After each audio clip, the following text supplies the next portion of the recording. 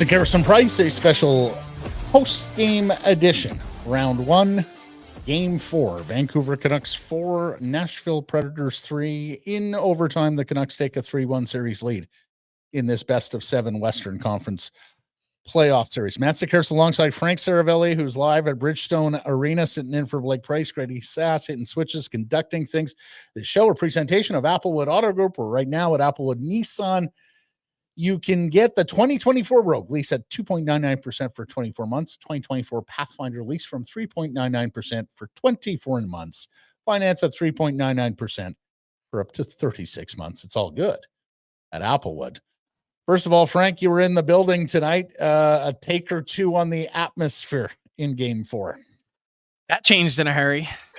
Did it ever, buddy? I mean, I had just sent the tweet just a few minutes before. There were two different TV timeouts in the final 10 minutes of the game where the Preds received a rolling standing ovation through the entire TV timeout, 3 minutes or so, which was impressive because there was no music, no one yelling at them to get loud or hyping them up. It was authentic. It was organic. And I was thinking, the groans that I heard walking to the elevator after the game ended 62 seconds into OT, what a contrast that was. Well, I got to admit, our Greta watch party, people were settling their bills. They were thinning out towards the arcade. You were there last Monday, Frank. There's a lot of entertainment options at Greta, and people were choosing them at 3-1 late in the third period. First of all, when's the last time you've seen 2 goals with the goalie out, not to mention a guy hitting the post, which would have put the game away? It was wild. I mean, there are so many crazy things, not just about this game, but about this series. The furious comeback this evening, playing with your third goalie, winning Game 3 with 12 shots on goal. I mean, The whole thing is, if you asked me to pick a word to sum up how the Canucks have a 3-1 lead in this series, it would be bananas, because it doesn't really make sense. Yeah. So the Canucks set a record tonight. They set a record that they own, or at least they were the last to do it. 3 different goaltenders earning wins in the Stanley Cup playoffs. You got to go back to 2004 with Dan Cloutier, Alex Auld, and Jonas Hedberg were your 3 winning goaltenders for the Vancouver Canucks in that series. And while we're on the topic, Frank, you've done some reporting on this. Tell us what's up with Casey DeSmith to the best of your knowledge. Tell us what you think is going to be the goaltender arrangement for Game 5, because we've had 4 different ones through 4 games here with the Canucks. So I think it's too premature to say what they'll end up doing for Game 5 on Tuesday night back in Van. Rick Tocchet did say after the game that he expects Casey DeSmith will be available, and that was our expectation heading into this. The fact that he was the team's e-bug. They made the call on Saturday afternoon that Shilovs would be the guy that would be in net. And I think their calculus was this. If we think DeSmith and Shilovs are pretty close in ability and talent, let's go with the guy that's 100% as opposed to the guy that could battle through and be at 80%. Now, the tough part is, after Shilovs didn't really do anything to sort of move the Canucks off the scent with his performance in Game 4, if you have a healthy DeSmith and a healthy Shilovs, pick your poison. That's what Rick Tocchet's going to have at his disposal, I think. But it also, with a 3-1 series lead, does give them the ability to play this conservatively if they want to. The last thing you want to do is run DeSmith into the ground. And the second last thing you want to do, especially if you're, advancing to the second round and DeSmith is your Game 1 starter, potentially against the Edmonton Oilers, the next thing you don't want to do is expose him. Yeah. So that's what they're going to have to really sit back and consider. Do you think DeSmith could have played tonight? Like, it sounds like this is something that he could have gutted through or had gutted through worse than this in the past. Yes. If the Canucks had chosen to go that direction. Yeah, I think if the Canucks didn't have a viable third option that they feel really comfortable with, who frankly, like, if we're all being honest here, Shilovs kind of outplayed DeSmith down the stretch when Demko was injured, that that probably weighed or factored heavily into the decision-making process that DeSmith was honest. He told them that he suffered an injury late in game 3. Clearly something that bothered him, practiced on Saturday, tested it out to see, how he felt, and clearly could have played had he been pressed into action, but that's a really nice luxury to have. Yeah. Do you know what the injury is, Frank? I know there was some video of him looking at his right hand and flexing it after a smother save where he got poked and jabbed quite a bit in the hand wrist area. Do you have any idea what the injury is? I do not know. I was told lower body. I guess depends on how far the hand dangles if you're standing up straight. I don't it's the playoffs. You could say the sky is blue and a coach might tell you that it's green. Yeah. That's just how it works. Yeah. Your take on Brock Boeser tonight with the hat trick? Sublime. I mean, the patience, the awareness, hitting the post, as you mentioned. One thing JT Miller said after the game I thought was really interesting. He just said, when I first got here, Brock Boeser was a perimeter player. And now he's not afraid to go to the right spot to score. And on a team that this series especially desperately needed it, Boeser has been Johnny on the spot. Yeah. I can't believe I'm asking you this question because the answer would seem obvious, my friend. And yet the way this series has gone, I'm not sure there is such thing as obvious. The Canucks were on the verge of setting a Stanley Cup playoff record for the fewest shots through 12 periods until that late flurry.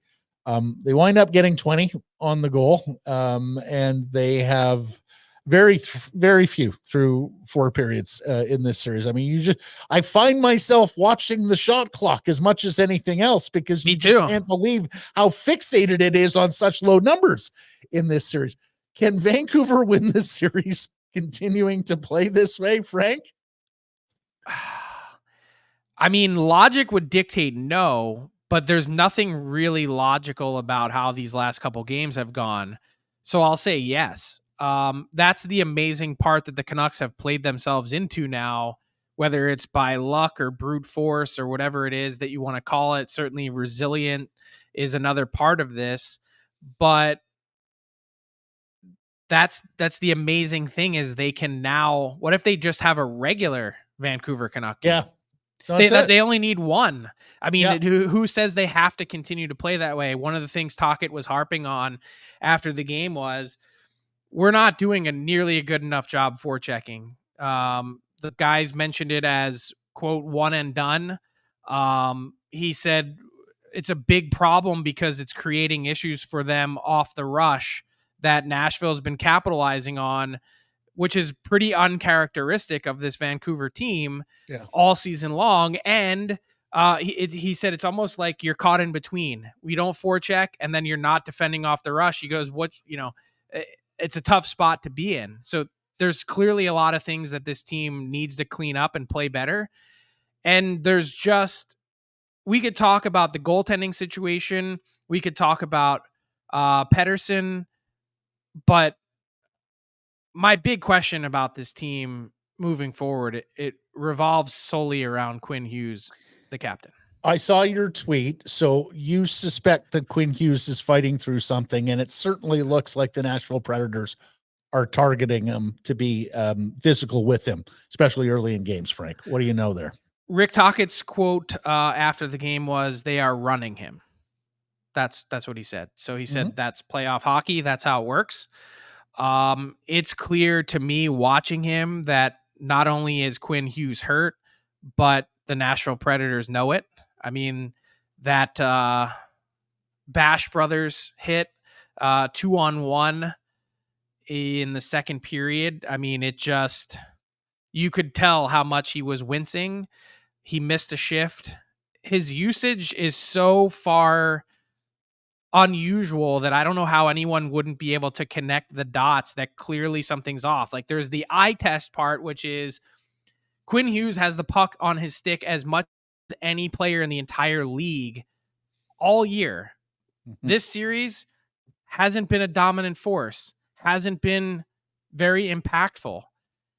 And then you look at the numbers and they would tell you that Quinn Hughes was 5th among Canucks defensemen in ice time through the first 2 periods of the game. That's on the heels of 2 other games this series where he was below his season average in minutes. Last game he played under 20 minutes. The last time that happened was November 2nd. And it's the only other time this season. Yeah. So then he comes out tonight, and then amazingly enough, with whatever he's dealing with, he played 535 of the final 732. And all of a sudden, not only was he playing more, but he was a humongous part of those 2 goals that tie the game. And you go, huh, what's the deal here? How'd that happen? Yeah, and obviously something to monitor in Game 5 because the Canucks, and boy, when it rains it pours, especially in Vancouver. 7 top scorers, all healthy this year. Not a single one missed a single game via injury. And here we are in the Stanley Cup playoffs on goaltender number 3. The captain looks injured. Does Patterson look injured to you, Frank? Because there was a close-up in the second period of him on the bench, and the guy just looked vacant, like he wasn't present at all. I'd say he's going through the motions, but that might be too kind to motions with what we've seen out of Elias Patterson through 4 games here. Yeah, there's something about the way he's played. I know that he picks up an assist, 1 total shot on goal. Sorry, no shots on goal this game. Had to double check the score sheet. No shots on goal in game 4. Oddly enough, he actually I don't even see an attempt, Frank, from Patterson. I don't think he had an attempt. And he was minus, I think he was -1 going into that final flurry. Mm-hmm. Winds up +1. Yeah. And this is going to sound really odd for me to say, I actually think he looked more engaged after getting jacked up by Jeremy Lauzon in that scrum as the Predators celebrated. Yeah. The second period, he was better for whatever reason. Not nearly enough, but think about all those amazing things that I just talked about for Vancouver. Hughes hasn't been himself. He's not the same Quinn magic that everyone's used to seeing. They're on their 3rd goalie. The lack of shots. Patterson just giving you nothing. And they have a chance to close out this series in Game 5 on Tuesday night. I know. It's astonishing. It is absolutely astonishing. And look, the third line stepped up in the overtime to get that goal. They had been pretty quiet since Game 1 when they were enormous and the best line on the ice.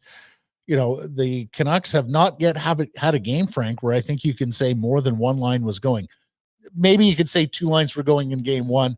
The Miller line just didn't have production. But basically, they have been a 1-line team, maybe a 2-line team in one of the games through 4 and have a 3-1 series lead as well. I mean, it's just astonishing.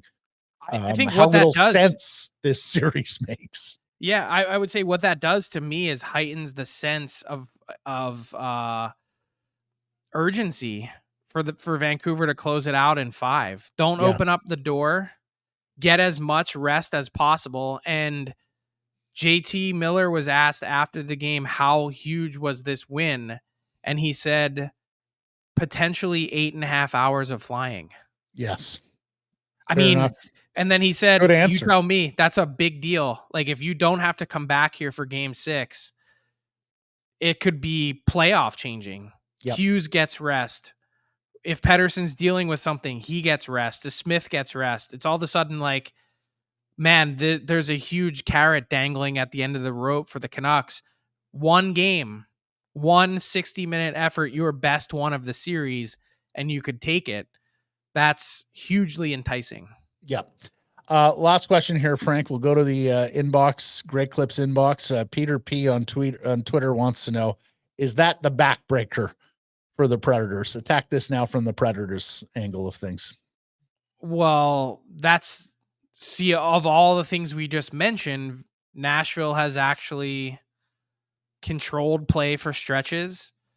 Saros, and this would probably be a better thing from Vancouver's angle. Saros has been entirely gettable. There hasn't been one part of any game that I've been like, oh my God, UC Saros is standing on his head. So if you're from Nashville's angle and you're saying, how do we force a game 6? How do we force a game 7? UC Saros has a signature night. Yep. They've clearly been the more physical team. They've clearly been the more engaged team, but they don't really have a ton to show for it. And their top lines played pretty well in this series, Frank. Like, they've generated a fair number of scoring chances and some goals, O'Reilly, Nyquist, and Forsberg. And look, this gets lost because the Canucks win, but there would have been a lot of people screaming Forsberg kicked it in had the Canucks lost, much like, the most famous kick in against the Canucks since Joel Otto in 89 in Game 7 of the Smythe Division Final.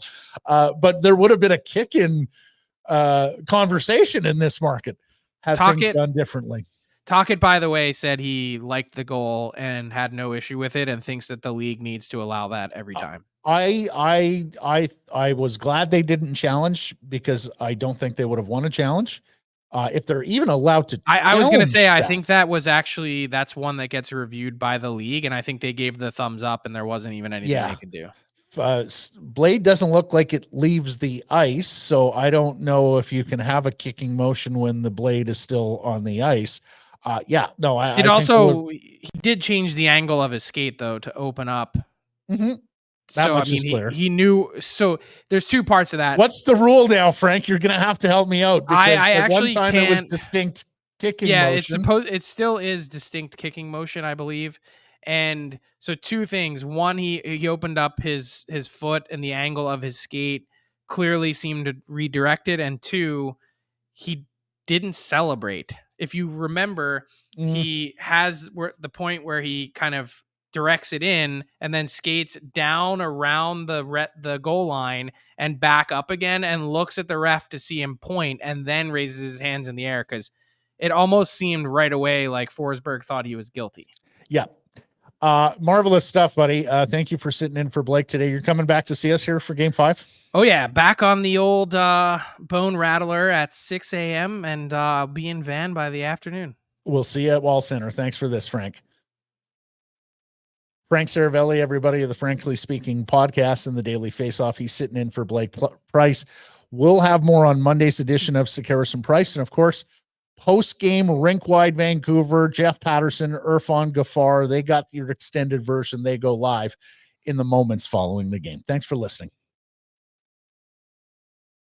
Hey, everybody, if you're enjoying what you're seeing here, then follow along with Sekeres and Price on YouTube. I promise more content coming. The kids call it subscribe on YouTube. Well, how about liking it? Do that as well. Smash it right now.